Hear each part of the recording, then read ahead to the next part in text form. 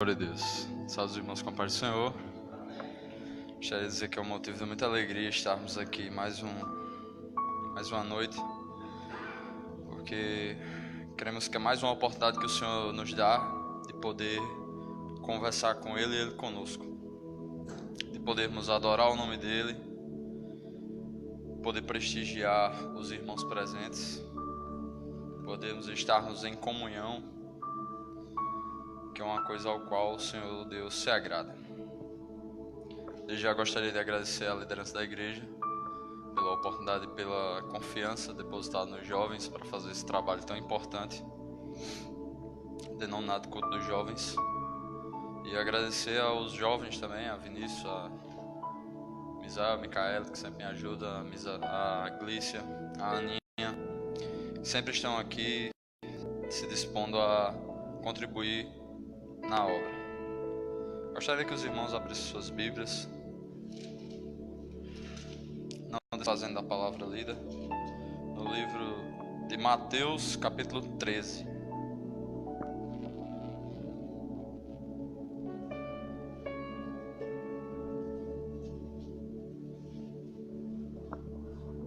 Mateus, capítulo 13.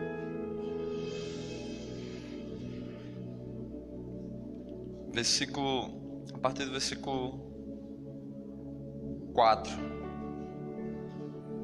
Mateus, capítulo 13, versículo 4. Amém? Passemos a ler. Minha Bíblia diz assim: Escutem, certo homem saiu para semear. Quando estava espalhando as sementes, alguns caíram na beira do caminho, e os pássaros comeram tudo. Outra parte das sementes caiu num lugar onde havia pedras e pouca terra. As sementes brotaram logo porque a terra não era funda. Mas quando o sol apareceu, queimou as plantas e elas secaram porque não tinham raízes. Outras sementes caíram no meio dos espinhos, que cresceram e sufocaram as plantas. Mas as sementes que caíram em terra boa produziram na base de 100, de 70, de 30 grãos por um. Jesus terminou dizendo: Se você tem ouvidos para ouvir, então ouça. Baixa a cabeça, irmãos, vamos orar agradecendo essa palavra. Senhor Deus, estamos aqui na tua presença te agradecendo, ó Pai, por mais uma oportunidade que o Senhor tem nos dado. Que o Senhor possa abençoar essa palavra lida aqui, que possa me usar humildemente como instrumento, Senhor, para transmitir aquilo que o Senhor quer falar aos corações aqui, ó Pai. Que o Senhor possa permanecer aqui conosco, que nós possamos sentir e glorificar a tua presença enquanto isso, ó Pai. Eu te agradeço por tudo, em nome de Jesus. Amém. Meus irmãos, hoje eu trago uma mensagem que eu já levei aqui uma das quartas-feiras, que é culto aqui também, que é os porquês. Os porquês. Por que aceitamos Jesus? Por que saímos da presença de Jesus? Por que não aceitamos Jesus? E por que permanecemos? Então, durante esses minutos que nós temos, vamos nos deleitar nesses conceitos. Vamos explicar, vamos falar um pouco deles para que nós possamos entender e assimilar isso, acertar onde estamos errando e poder ensinar outras pessoas assim. Nós somos conhecidos como cristãos protestantes. Há quase 2000 anos, um homem chamado Jesus Cristo, ele veio trazendo as boas novas da salvação. Ele saiu do meio deles, do povo dele, que quando ele chegou não o aceitou. Jesus Cristo foi aquele prometido por Deus no Antigo Testamento, falado sobre ele. Todas as promessas do Antigo Testamento eram direcionadas à sua vinda. Deus, quando criou o mundo, ele criou o ser humano e colocou ele num jardim para ele habitar. E ali ele não teria corrupção, ele não sentiria dor, ele não sentiria mágoas, ele não se machucaria. Mas como Deus ele não é um imperador, Ele nos deu o livre-arbítrio, a opção de escolha de querê-lo ou não. Então ele fez 2 árvores no jardim, uma do bem, do mal, e outra a árvore da vida. De todas as árvores frutíferas do jardim, Deus fez um único pedido: que não comesse daquela árvore, somente. Porque Deus, ele mede o nosso amor através da obediência. Assim como quando somos pais, nós sabemos que nossos filhos nos amam se eles nos obedecem. Se eles não nos obedecem, então ficamos muito tristes. E quando não obedecemos nossos pais e depois caímos na real, nós ficamos muito tristes por não ter obedecido e visto que causamos uma dor tremenda a eles. Então o homem usou do seu livre-arbítrio para escolher desobedecer. Consequência disso foi o pecado que se instaurou no mundo, as doenças apareceram, os animais viraram selvagens, as plantas viraram espinhosas e tóxicas. Mas antes disso, Deus disse: mas não se desespere, porque do calcanhar ferido surgirá uma semente que um dia virá e salvará a todos. E esse foi Jesus Cristo, um Deus que se fez homem, que habitou entre nós, que sentiu dos mesmos desejos de nós, das mesmas tentações, esteve aqui compartilhando conosco, respirando do mesmo ar, bebendo da mesma água, comendo da mesma comida. E Ele mostrou que nós podíamos, que nós conseguiríamos vencer, e nos ensinou um caminho para chegar ao Pai. Nós acreditamos, além da vida terrena, nós vamos ter uma pós-vida chamada eternidade. Acreditamos que a eternidade são 2, uma eternidade dos céus e uma eternidade do inferno. Jesus disse: aquele que crê e que se converter será salvo, e aquele que não crê será condenado. Ele veio e nos trouxe uma mensagem, nos deixou isso aqui, chamou 12 discípulos, ensinou, instruiu eles, mostrou a eles, e eles saíram, perpetuaram o evangelho pelo mundo e fizeram discípulos, e o evangelho cresceu em proporções enormes, até um dia que a mensagem foi deturpada, foi distorcida, mas um corajoso homem chamado Martinho Lutero,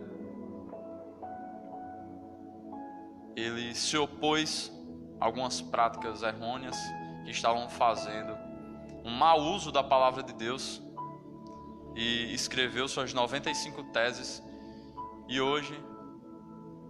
e criou-se o que hoje é conhecido como protestantismo. Nós somos cristãos protestantes, que inclusive no último dia 31 de outubro fez-se 501 anos da Revolução Protestante de Martinho Lutero, que nos deu acesso a uma Bíblia Sagrada que você pode ler na sua casa, na língua tradicional nossa, que é o português, e nos deu livre acesso às Escrituras para entendermos um pouco mais de Deus com os nossos próprios olhos de interpretação, sem depender da interpretação de um único homem ou de um grupo seleto de homens que assim o faziam. Deus, através de Jesus Cristo, deu essa mensagem e perpetuou através de seus discípulos, e esses pregaram para o mundo todo, e hoje nós ainda pregamos a mesma mensagem pregada há quase 2000 anos atrás, que Jesus é o caminho, a verdade e a vida, que ninguém vai ao Pai senão por Ele. Nenhuma forma nenhum outro caminho, não há um outro Deus, não há uma outra solução, só Jesus Cristo. E mediante a isso nós temos alguns porquês dentro desse âmbito, que um deles é: por que aceitamos a Jesus? Por que aceitamos a Jesus? Se eu perguntar a cada um aqui que já o aceitou pelo menos alguma vez, como nós conhecemos, que é levantar sua mão, declarar em público que você está aceitando Jesus e tomar as medidas que a Bíblia deu para a nossa vida, como regra de fé e prática. Se eu perguntar a cada um aqui por que aceitamos Jesus, vamos ter as mais diversas respostas. Eu mesmo, no meu caso, é bastante curioso e nem um pouco que ninguém siga de exemplo, pelo amor de Deus. Eu tinha 15 anos, estava no auge da minha pré-adolescência e meu irmão tinha me feito um convite de me levar para um carnaval. Ia ser o primeiro carnaval que eu ia curtir com meu irmão mais velho, e eu estava muito ansioso por isso. Só que faltou grana, faltou verba para ele me levar e não deu.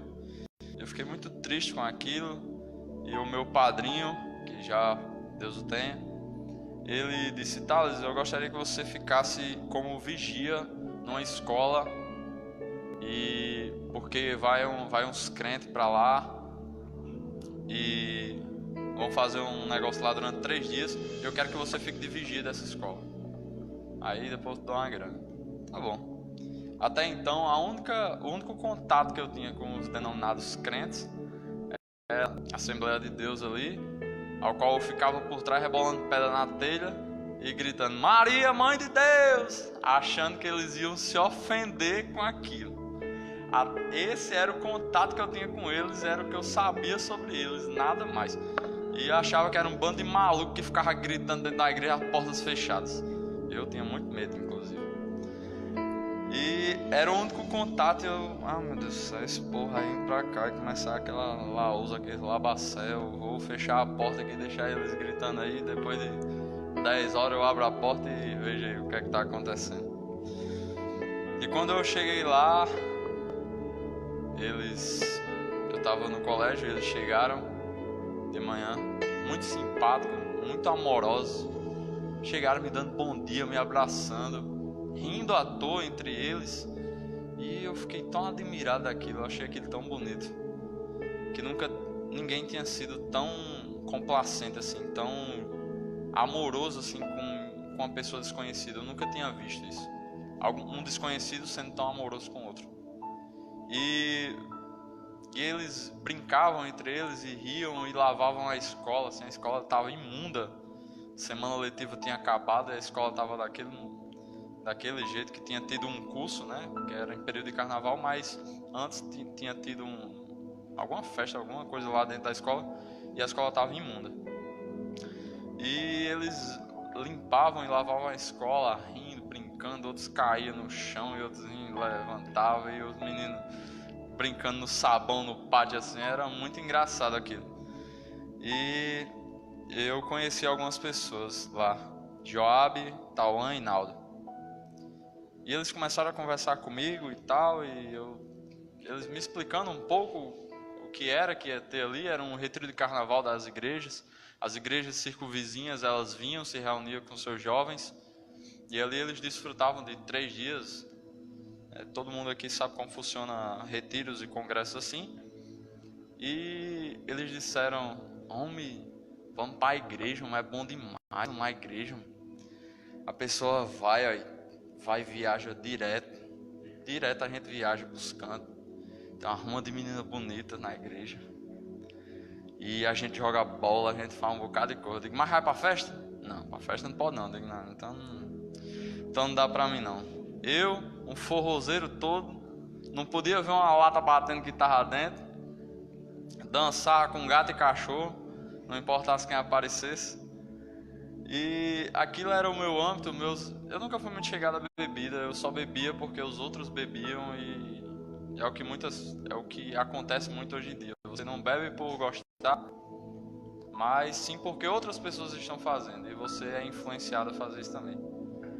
E eu não gostava, pra mim tanto faz, tanto fazia, mas eu gostava mais do âmbito divertido e alegre que eram as festas, né?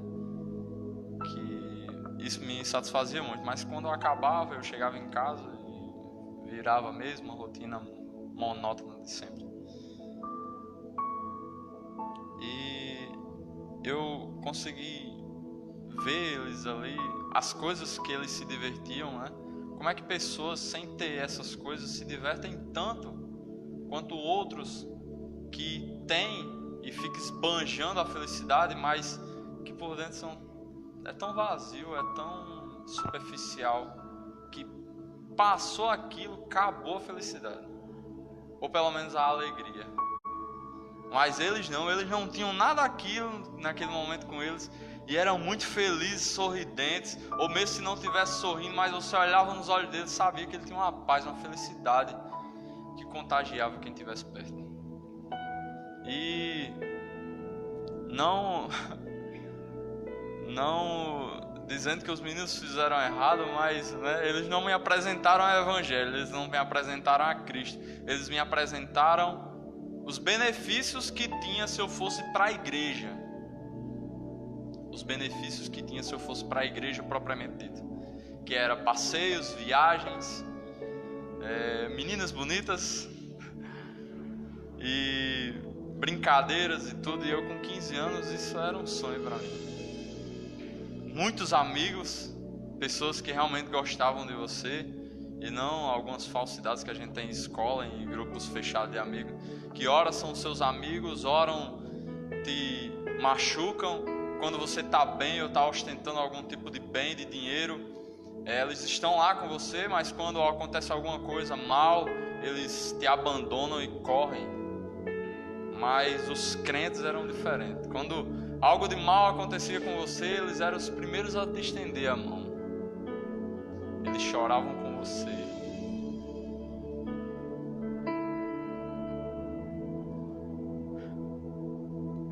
Eles sorriam com você e te proporcionavam isso.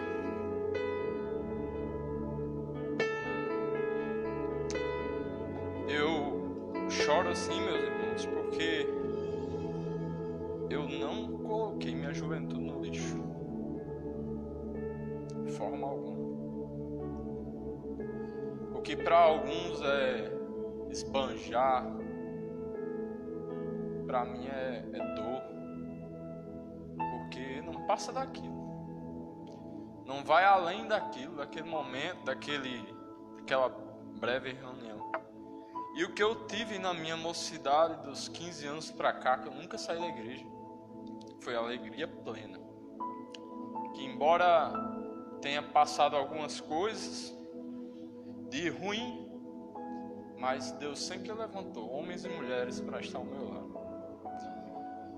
E eu vi amigos meus que não seguiram o mesmo caminho, tão tristes, os solitários,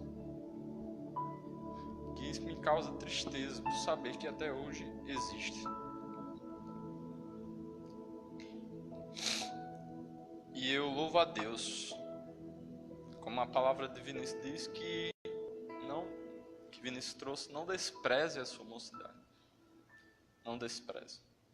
Eu fiquei muito feliz vendo as crianças louvarem aqui, porque um dia de domingo elas estão aqui na casa, estão ali brincando, brincadeiras inocentes, aprendendo da Bíblia lá dentro, a linguagem delas, e vão crescer assim, com bons exemplos aqui dentro.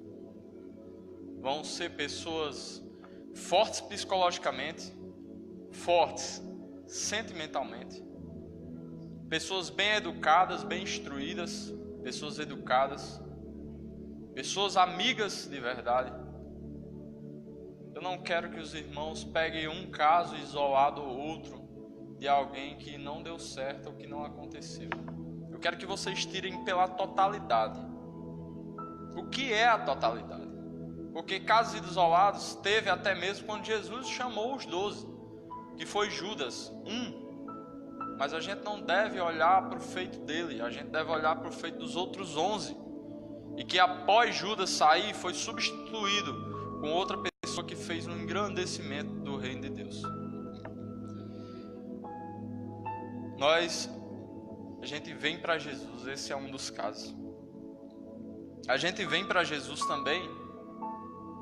O meu caso, eu vim para Jesus eu chamo um caso social. foi me apresentado como era o estilo de vida das pessoas que vinham para a igreja, que estavam na igreja, e eu aceitei. E depois que eu dei esse passo, posteriormente eu entendi o que era o Evangelho através dos cultos, das escolas dominical, aprendi a palavra de Deus, comecei a ler a Bíblia e tive um encontro com Jesus. Eu presenciei isso. Jesus para mim é real. Jesus para mim é vívido.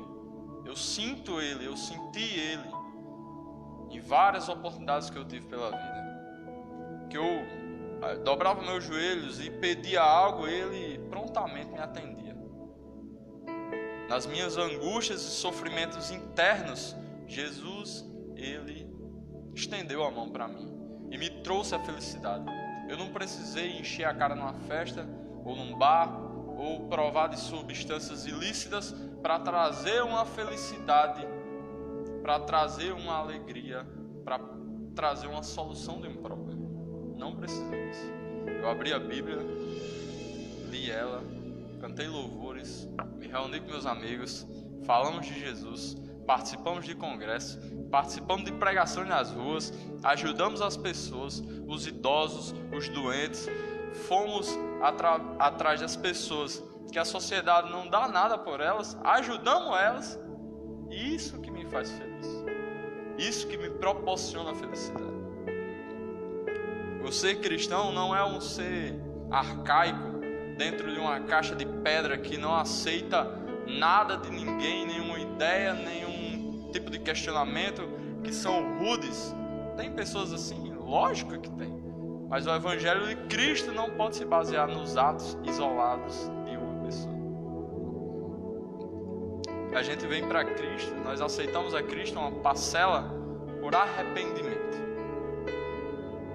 Tem um ditado que meu irmão dizia muito. Olhava para mim e fazia: você se livrou, porque todo crente tem um passado sujo. Quem nunca ouviu isso? A pessoa olhar e dizer: olha, todo crente tem um passado sujo. Mas amém, irmãos, porque é um passado sujo, não é um presente. Esse se chama vir a Cristo pelo arrependimento. Tem um versículo aqui que se encontra em Atos dos Apóstolos, capítulo 3, versículo 19, que diz assim: arrependam-se, pois, e voltem-se para Deus, para que os seus pecados sejam cancelados. Eu louvo a Deus pela vida das pessoas que se arrependem e voltam-se para Deus por isso. Que quando está lá na miséria, no fim do poço, se arrepende e volta para Deus. Porque antes volte quando estiver no fim do poço do que quando morrer, que não pode mais. Quantos jovens nós vemos por aí perdendo suas vidas e morrendo, levando uma vida vã, que hoje poderiam estar aqui conosco, sorrindo, sair para tomar um açaí, comer alguma coisa. Por isso que João Batista dizia que era chegada a hora de vir o reino de Deus. Arrependam-se, convertam-se. O arrependimento não é algo vergonhoso. O arrependimento é algo que te faz forte, porque você fez algo ao qual você se envergonha, ou que envergonha a sociedade de certa forma, mas que você daquele momento decide não fazer mais. A vontade de fazer vai te atacar novamente, e óbvio que vai. Você não é um computador ao qual você pega uma pasta e dá um Ctrl Alt Delete e nunca mais aquela sensação, aquele sentimento vai se fazer presente em você. Aquilo vai te bombardear, mas como você se arrependeu, você não vai tornar a fazer novamente. Na Bíblia diz: aquele que se arrepender, esse alcançará a misericórdia, desde que não torne a fazer novamente. E por fim, outras pessoas que aceitam a Jesus, porque tem um entendimento plano da salvação. Tem um entendimento plano do plano da salvação. Tem um versículo no livro de Mateus, que é 13 e 23, que diz assim: mas a semente que cai em boa terra representa a pessoa que ouve a mensagem e compreende. Essa pessoa cresce e produz frutos, uns 30, outros 60 e outros 100 vezes mais.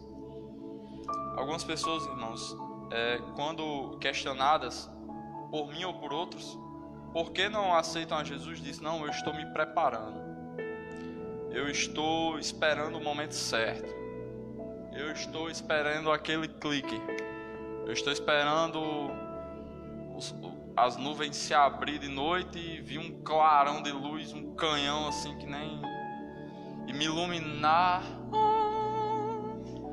Aceite Jesus. Estão esperando realmente que aconteçam isso, mas já aconteceu com Saulo. Levou uma cacetada, caiu do cavalo, ficou cego e ouviu aquela voz. Mas, irmãos, a gente tem que entender que os tempos eram outros, as pessoas eram outras.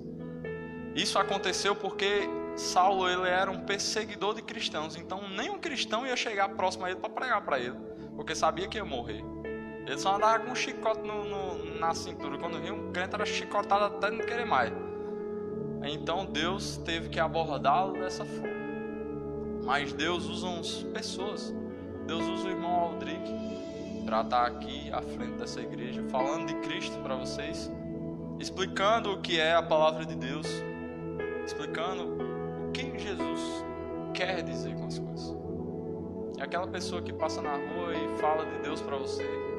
É aquele hino que toca no rádio e você para ouvir, aquilo te comove muito, embora você não chore, mas aquilo fala muito. É uma pessoa aleatória que você nunca viu na vida, pega um microfone, sobe no púlpito e começa a descrever a sua vida. Tudo aquilo que está passando, tudo aquilo que está acontecendo. Se isso não for Deus, é o quê? Está esperando mesmo o canhão de luz sair do céu? Só acontece nos Power Rangers.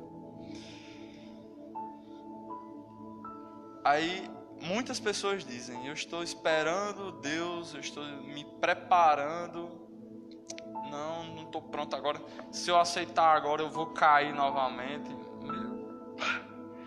Meu Pai do céu, todos erram, meus irmãos. Eu estou aqui em cima desse púlpito, eu sou o pior de todos vocês, eu erro também.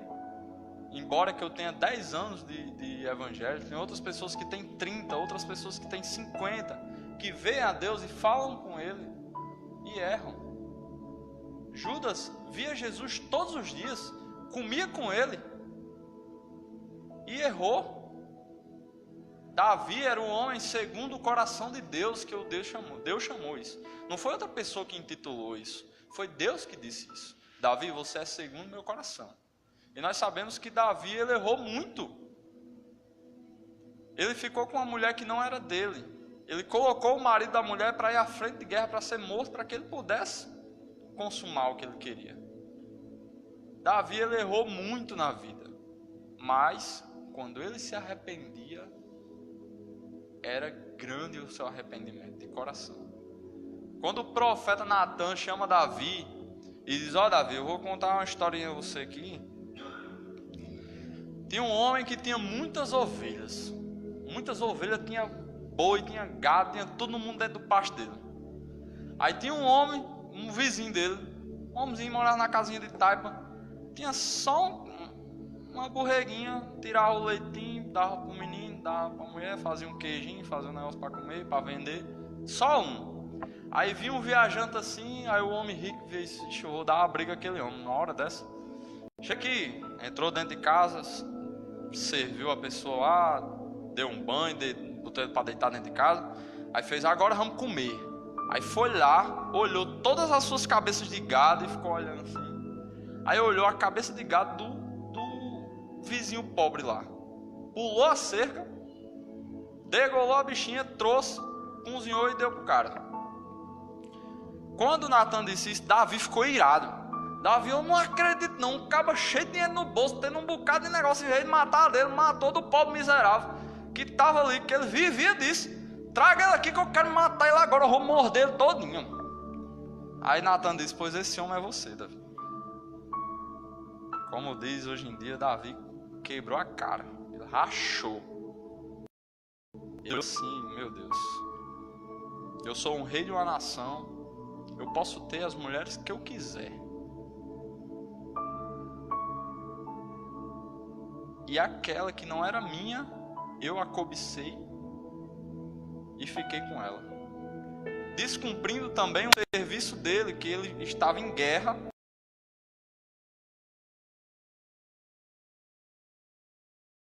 E ele era um rei e estava em casa. E ele estava em casa.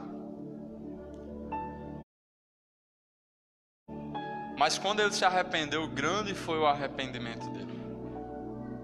E assim ele foi conhecido como homem segundo o coração de Deus. Então não tem essa história de eu estou me preparando para aceitar Jesus. Eu estou deixando algumas coisas para chegar limpo, imaculado, puro diante da presença de Deus, diante da igreja, para servir, para não sei o que, não cair com nada. Isso não existe. Nem dizia aquele contador de histórias de terror: isso não existe. Não tem essa, meus irmãos, não tem essa.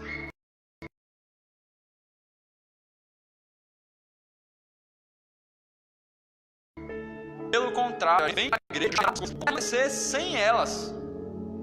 Como buscar felicidade em outras coisas. Eu disse que eu não ia me distanciar das minhas músicas, dos meus forró, das dançadas com as negras que eu dançava no meio do mundo. Mas Jesus, ele me livrou, ele me apresentou outras propostas. Ele fez eu amar outras coisas. Ele me fez amar uma roda de violão sentado com meus amigos, um jogo de futebol sem falar palavrão, sem bater e xingar ninguém, e saindo lá, ganhando ou perdendo, todo mundo são amigos.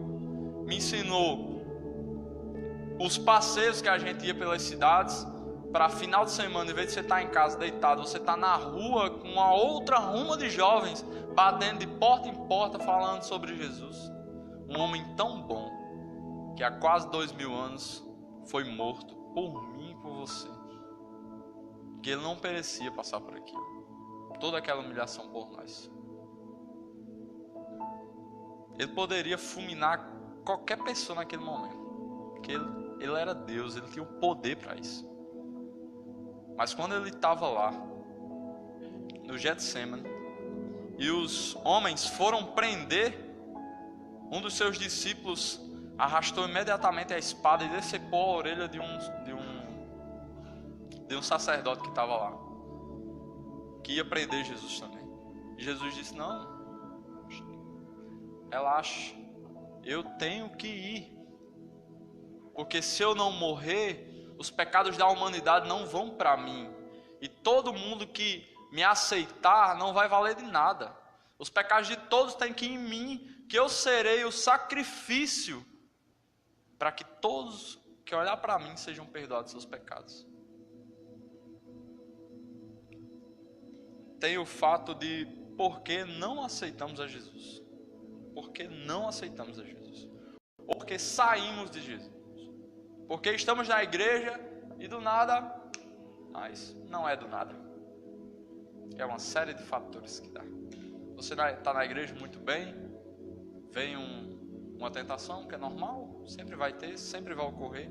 Enquanto você estiver aqui nesse corpo que Jesus chamou, que a Bíblia denomina de corruptível, você vai ser e vai estar tendencioso à corrupção do mundo. Você está muito bem na igreja, isso para quem já foi da igreja e saiu. Você está muito bem na igreja e vem a tribulação, a adversidade. Você, por não ter sido muito bem instruído ou por não ter buscado o conhecimento de por que eu estou na igreja, que é a próxima coisa que vamos falar aqui. Por que estamos? Por que estamos? Por não ter essas fé fundada em si, você sai. É como aqui diz a parábola do semeador. Tem 3 vertentes de 4. São pessoas que saem de Deus. Uma daquelas é a pessoa que ele diz aqui, que é a semente que é jogada na beira da estrada. Que é aquela pessoa que ouve as palavras que eu estou dizendo aqui, não entende nada. Aí sai daqui, o inimigo vem, passa a conversa e leva. É a semente jogada na beira do caminho. Que a palavra foi dita, mas caiu. Na beira do caminho a pessoa não cuidou em apanhar nada. O inimigo foi lá e diz, as aves dos céus vieram e levaram. O outro é a semente que caiu entre pedras. Que caiu, mas não tinha terra funda. Aí logo ela cresceu e veio o sol, queimou tudo. É a pessoa que aceita a palavra com alegria. Que após dizer isso, aceita no coração, Jesus, bom, Jesus invocado demais, Jesus é daquele, é nosso, Jesus. Eu quero Jesus. Aí aceita Jesus com aquela animação toda. Aí vem a primeiro negócio, faz o irmão, eu não gosto de você não. O irmão disse que não gostava de mim. Eu tô triste. Jesus não me ama. Ninguém me ama. Volta pro mundo. Aí, volta. Aí vai atrás de outras felicidades. Que diz isso, que não tem raízes em si mesmo. Não conheceu a Jesus profundamente. Não procurou conhecer a Jesus profundamente. Jesus tentou falar com ele, ele não quis. Aí ele não se enraizou em Cristo. Eu dou um exemplo. Aqueles homens que o Estado Islâmico matou em nome de Deus, em nome do Deus deles, que quando eles estavam lá na praia para ser mortos, eles não negaram a Deus. Aí eu digo, eles têm raízes fundas ao ponto de ser mortos pelo Evangelho de Deus? No ponto de chegar, meu amigo, é o seguinte: se você é crente, se você é cristão, eu vou te matar. Agora se você disser que não é, aí você vai embora e vai ver sua vida como você quiser. E a pessoa dizer, não, pode matar, eu sou cristão, eu estou com Deus e não abro. Essas pessoas foram os discípulos de Deus também. Todos eles, menos João, teve uma morte assim. Todos eles foram crucificados, queimados, degolados, partidos ao meio, apedrejados, todos eles, por amor a Deus, por pregar isso, por pregar uma mensagem de amor, de obediência e de fé. Que um dia ele disse, eu vou, mas um dia eu voltarei, pegarei vocês e levarei tudinho comigo, mas só aqueles que me amar, enquanto estiverem aqui. E ele vai cumprir, meus irmãos, isso. Eu creio muito.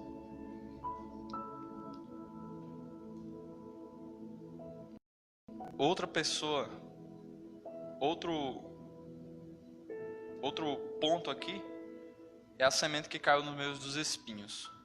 Que é aquela que a semente é jogada, só que as paixões do mundo, as coisas que a gente chama que o mundo oferece, festas, baladas, namoros, não que seja pecado namorar, entende? Namoros errôneos, drogas, formas ilícitas de adquirir dinheiro, corrupção, tudo. Você ser vândalo, você se aproveitar das pessoas, essas são as paixões do mundo. Essas são as paixões mundanas, que as pessoas são sufocadas por elas.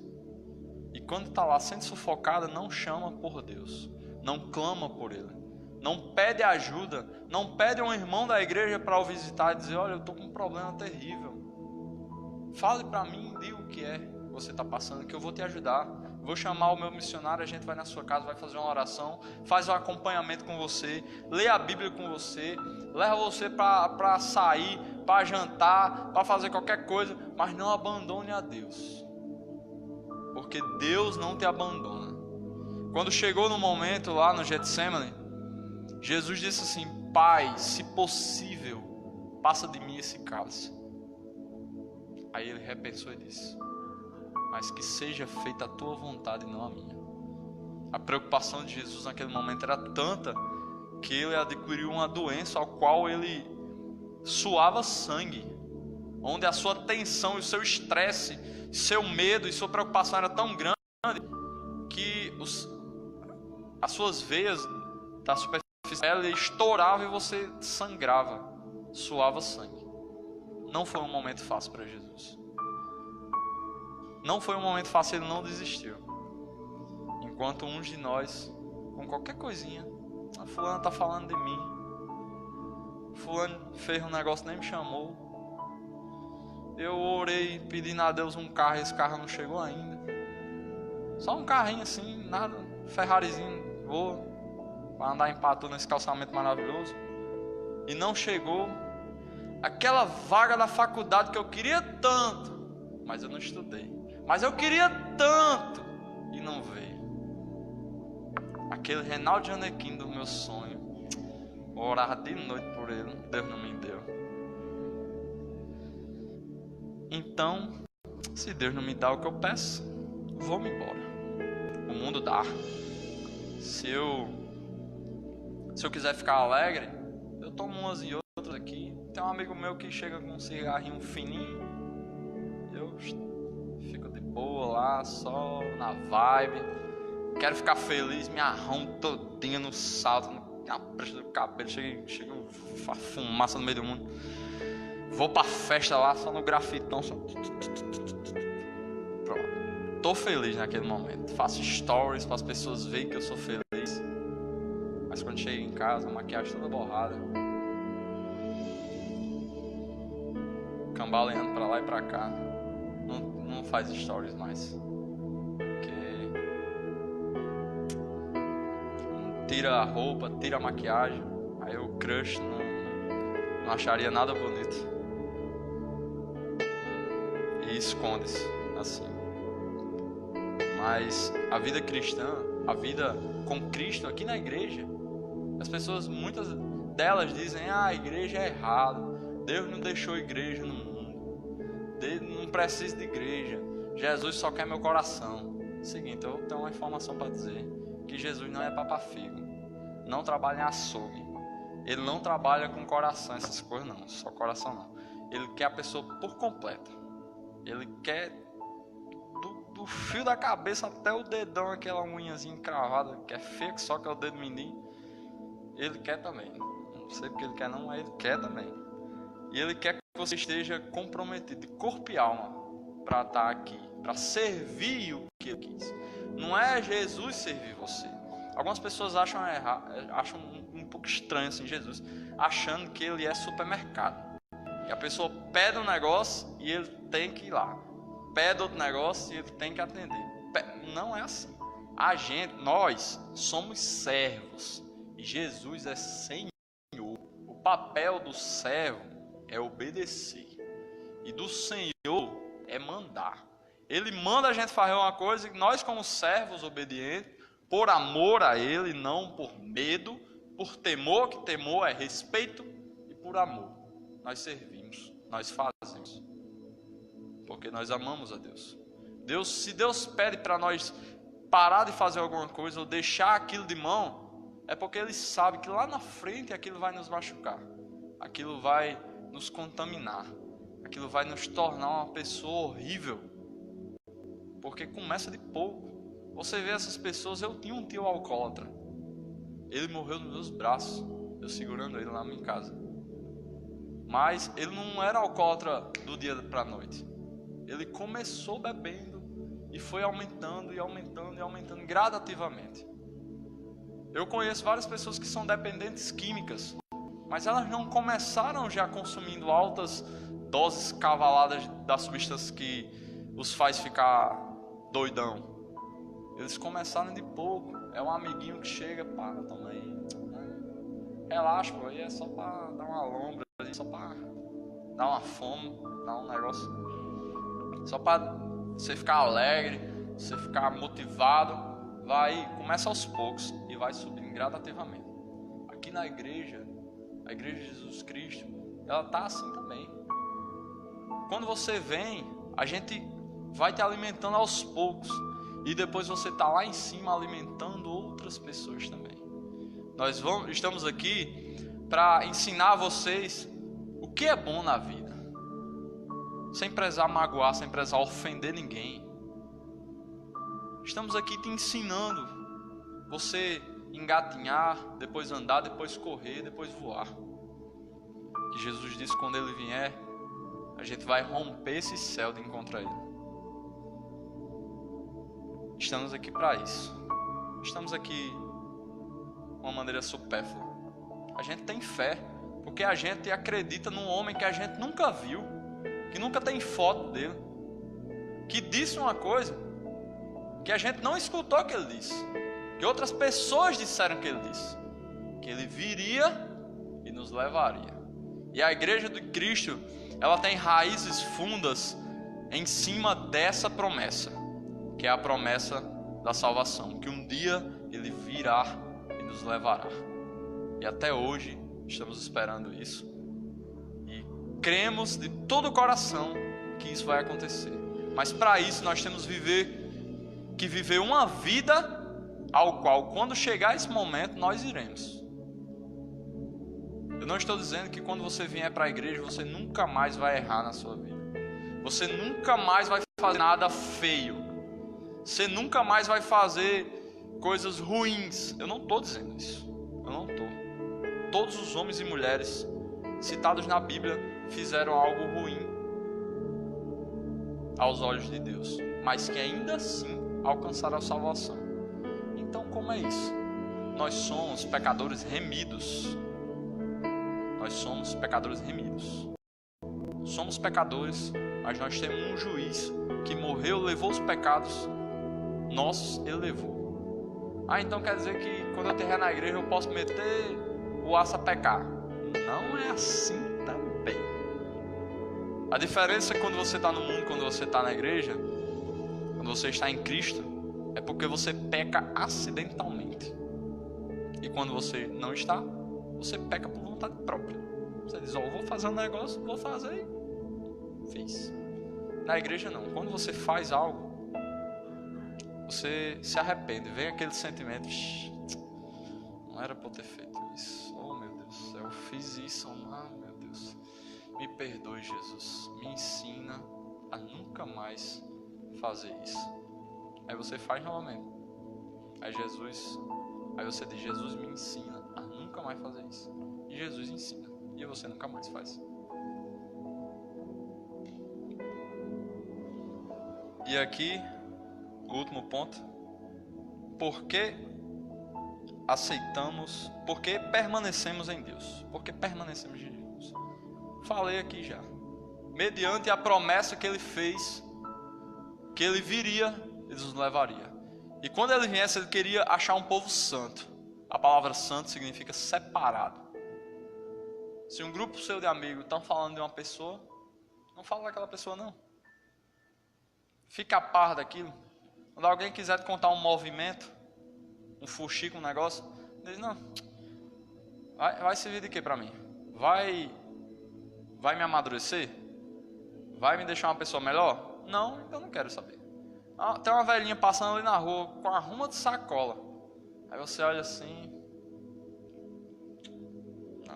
eu vou lá. Vai, ajuda a velhinha, atravessa a rua. Tem um cachorro morrendo de fome, você está com um negócio na mão, dê para ele comer. Tem um lixo no chão, apanha e bota dentro do cesto. Sua mãe está ocupada, cheia de coisa para fazer, você está lá, assistindo televisão, no celular, no computador. Ajuda a pobre. Isso é uma forma de você mostrar as suas raízes em Cristo. Você ajudando as pessoas. A Bíblia diz assim, que o ministério de Deus é o quê? É ajudar os órfãos e as viúvas nos dias da sua angústia.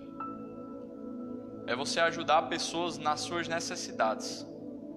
Isso vai te mostrar o seu caráter de Cristo. E isso vai te moldar. É quando aquela pessoa estiver passando assim, estiver embriagada, as pessoas começam a mangar. As pessoas começam a falar mal. Pia, beda, refedorento, pia, não sei o que, pia, não sei o que. Como eu tive um familiar assim, eu sei o quanto dói comentários assim. As pessoas muitas fazem porque não tiveram isso dentro de casa consigo. Não vivenciaram isso, nem na própria pele, nem na pele de uma pessoa próxima. Aí fica fazendo comentários assim. Chega pro seu amigo e diga, ei, pare de fazer isso. Você não passou por essa pele dessa pessoa, não. Pode ser um familiar seu, pode ser um meu. É parar de falar mal, é parar de agir mal e fazer o bem e ser o bem. É muito bom quando uma pessoa te olha e te conhece pelo aquilo que você é reconhecido de bom que você fez. Como a gente não fica bem quando alguém diz, olha, aquela pessoa ali canta demais, né? Olha aqui, aquela menina ali tem uns cabelos cacheados bonitos, né?